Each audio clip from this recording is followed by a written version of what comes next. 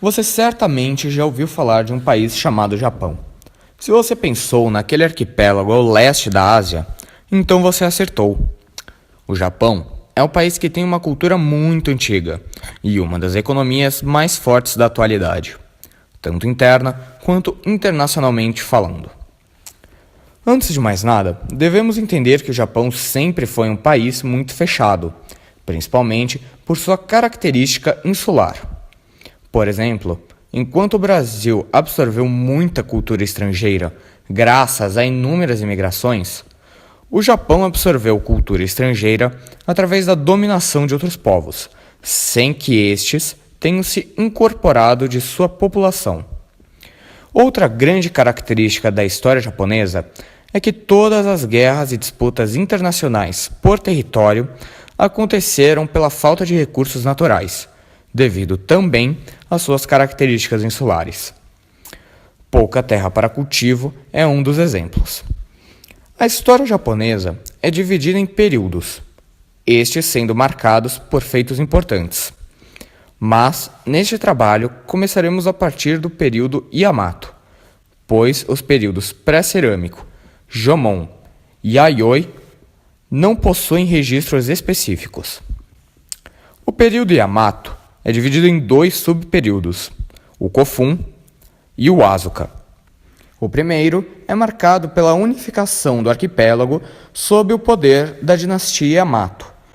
Além disso, o período Kofun ainda é muito marcado pela introdução quase forçada da cultura coreana e chinesa que aconteceu desde o período Yayoi e continuou acontecendo no período Asuka. Além disso, ocorreu a fracassada tentativa de invasão por parte do Império Mongol, que foi impedido não por soldados japoneses, mas por tufões, que ficaram conhecidos por todo o arquipélago como kamikaze, ou ventos sagrados.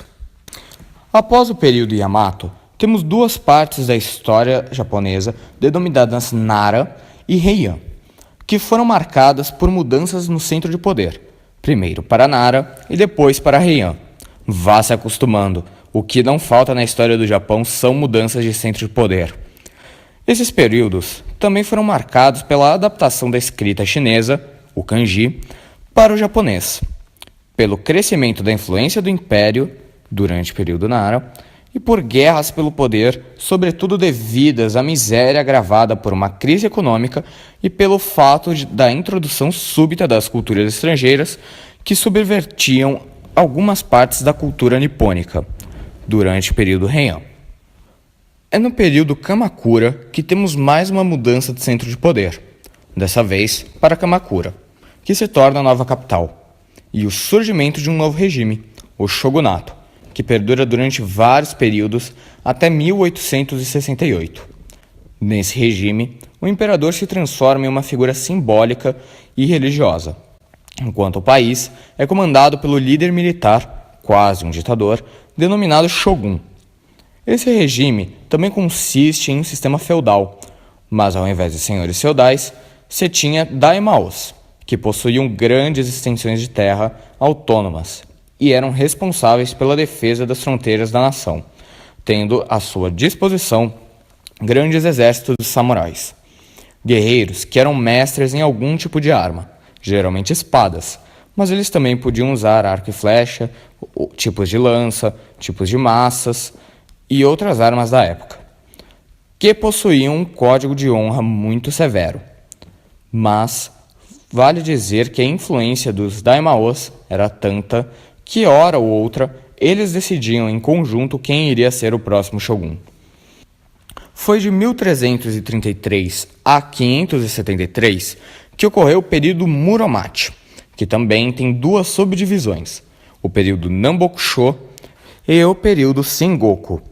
O período Nambokusho foi marcado por guerras civis entre as cortes imperiais do norte e do sul, que defendiam diferentes pretendentes a shoguns e a imperadores, tendo a corte do norte como ganhadora do conflito.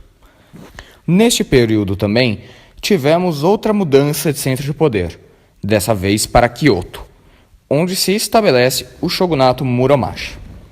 Já no período Sengoku, temos o primeiro contato com o Ocidente, com os portugueses mais especificamente. os quais trouxeram armas de fogo para o Japão, e foi com elas que muitos daimyos começaram uma série de combates para adquirir poder após a guerra do shogunato anterior. Essa onda de batalhas só teve fim no período Azuchi Momoyama, quando Oda Nobunaga e seus servos, graças ao armamento trazido pelos portugueses, dominaram e unificaram todo o arquipélago, não só como nação, mas também centraliza novamente o poder. Mas Nobunaga foi subitamente assassinado e aconteceu a Batalha de Sekigahara, a última disputa pelo poder, onde Tokugawa Ieyasu saiu vitorioso. Para completar, esse período leva o nome de um castelo gigantesco que Oda Nobunaga construiu, e o Japão fez 2 fracassadas tentativas de invadir a Coreia. Quando Tokugawa assumiu o poder do Japão, iniciou-se o período Edo.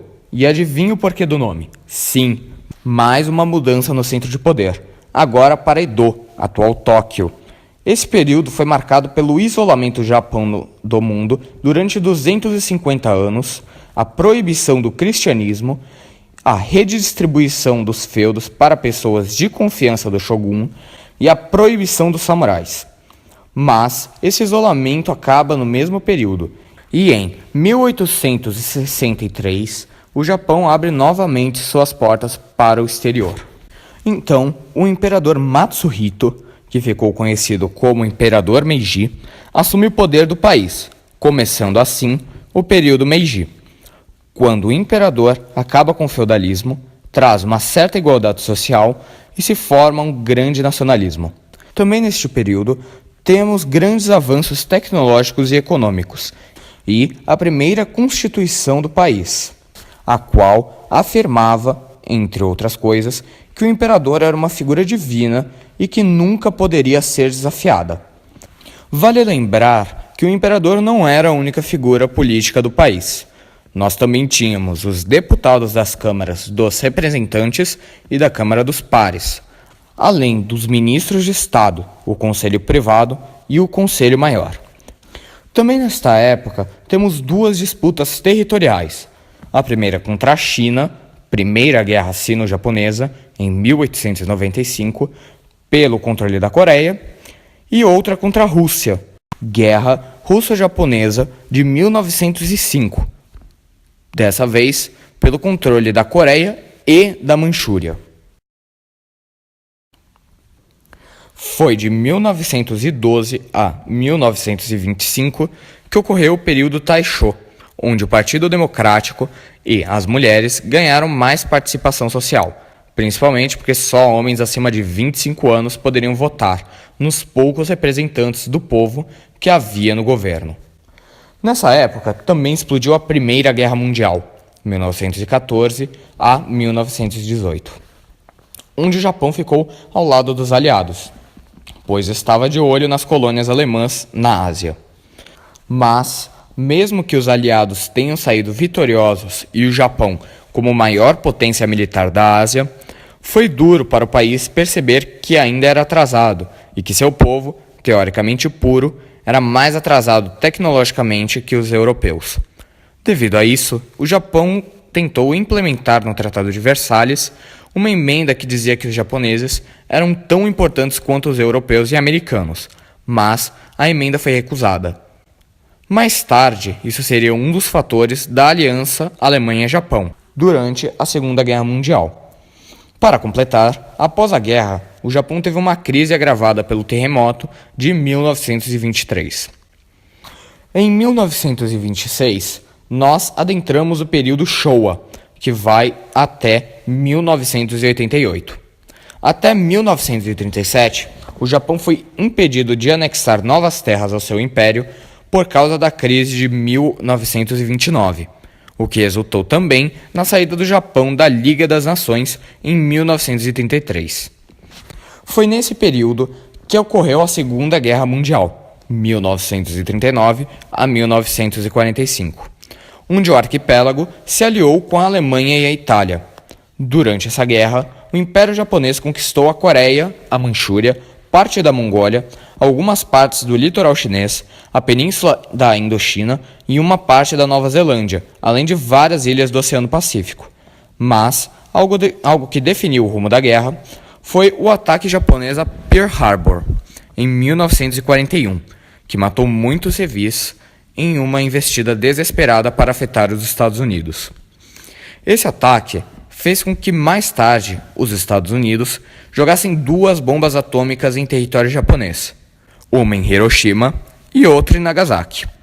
Após ver toda essa destruição, o Japão, que já tinha visto seus aliados se renderem, também se deu por vencido pelos aliados, e em 1945 acaba a Segunda Guerra Mundial.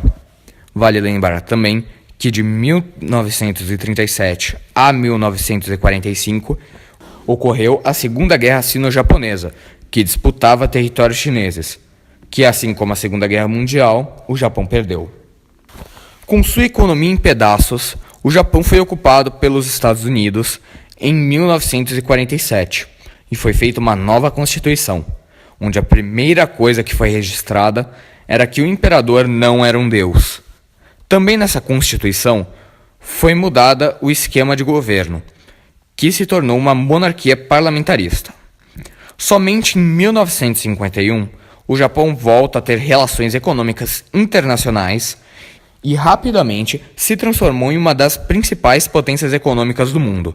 Foi em 1973, em meio à crise do petróleo, que o Japão começou a investir em tecnologia de ponta. O último período existente é o período Heisei, de 1989 até hoje, que apesar da catástrofe do tsunami de 2011, é uma época marcada pela prosperidade e pelos índices de crescimento econômico muito altos.